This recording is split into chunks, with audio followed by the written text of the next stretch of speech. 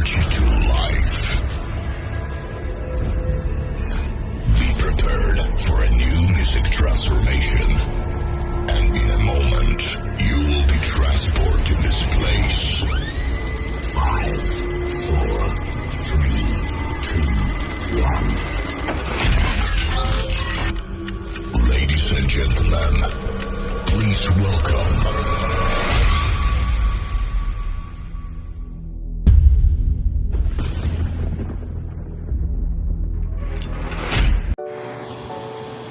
Hey guys, mga kabutingting, we're using later I will set up this kind of direct box, the active direct box and the passive direct box. I will show you how to set up this in a live performance. Okay, later on I will show you how can we set up this into a live performance and in a live event. Okay, see you later.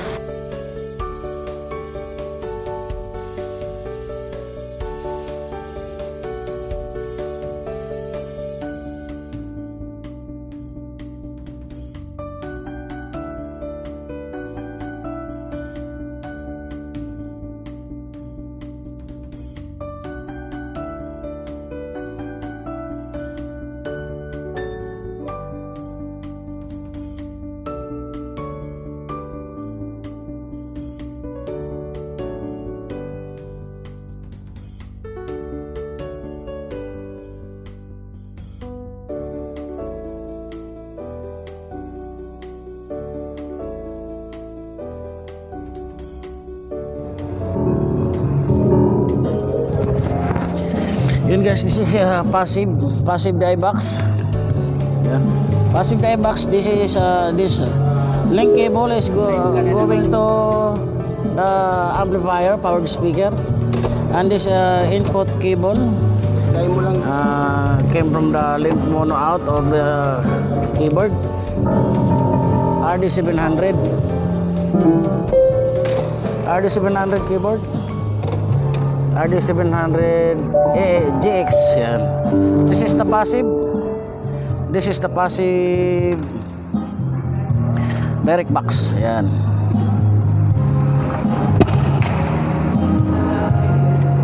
And this output is going to snake box. Yan. And snake box we will connect to audio mixer. Yan. Is the amp. Kaya wala pang power ko siya. Wala.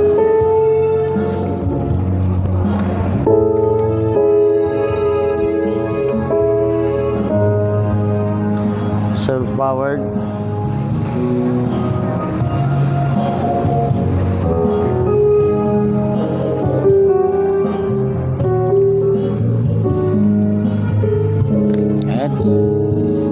This link going to the input of the amplifier, and this link from output going to input and out going to the audio mixer.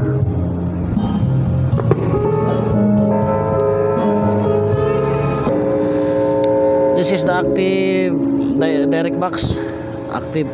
We have no power, so the phantom power of the channel of the mixer this are turned off. Later we will turn it on, and this direct box will working later on.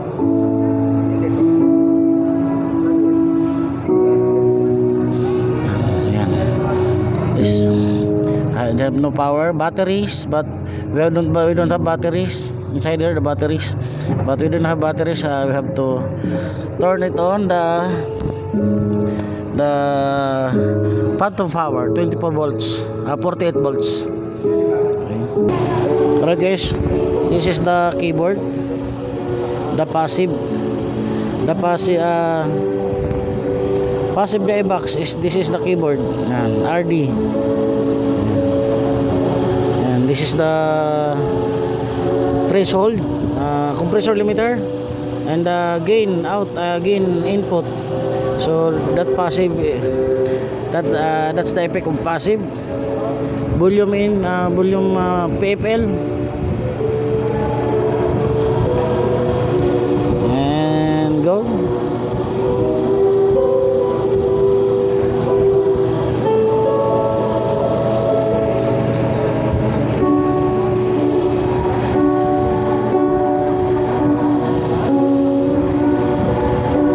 Then this is the keyboard, and later on we'll have the bass and guitar. We'll check it out. We'll check later the bass and the guitar. Okay, okay. It's the keyboard. This is the signal, the bass. We'll turn on the 48 volts. That is the passive DI box. So we'll go to the DI box. Sa channel. Patesting mo yung bass. Ha? Bass at sa guitar. Ano? Patesting mo. Pa-testing na? The model of the mixer is MGPX32, analog digital. This is the bass.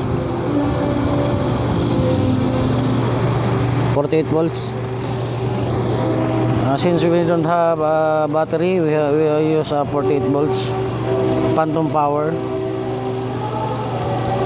The signal of the bass. This is the bass.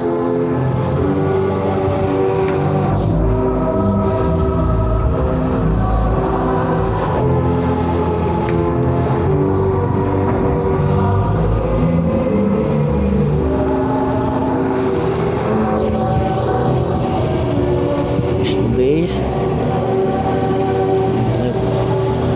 48 volts. Is the trim, gain control, signal. Okay,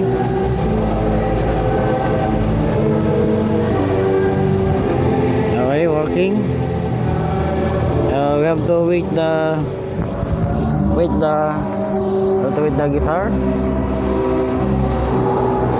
That's the PFL bass guitar. That is active. Okay. This is the passive electric guitar. We're using the passive direct box. We'll use ayan. This is the signal of passive.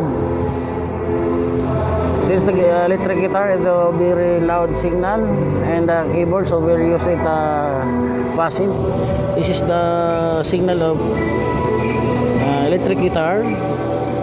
We'll turn down the gain settings. We have compressor limiter. We have to turn it left to make threshold, and low. Later I will explain the uses of per channel.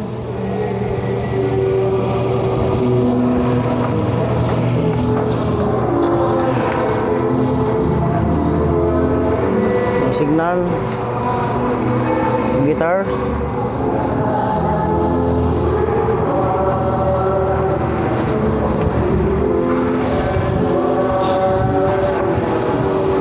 Later on, guys, we'll show you the performance of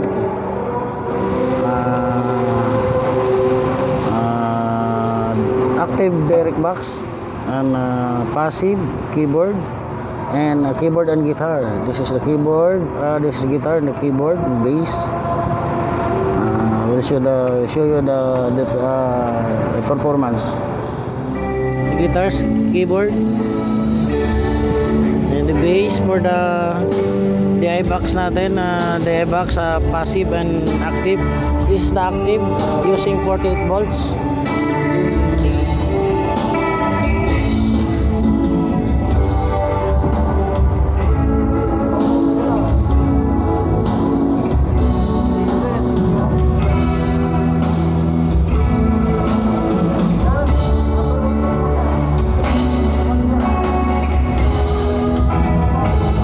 keyboard adjustment.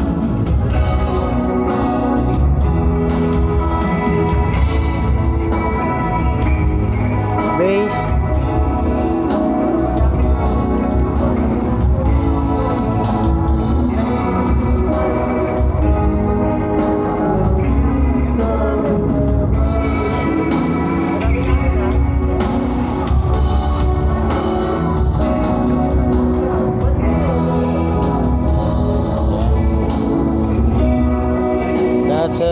That's the performance of the box. Guitars and the bass, so clear, loud and clear. The quality, loud and clear.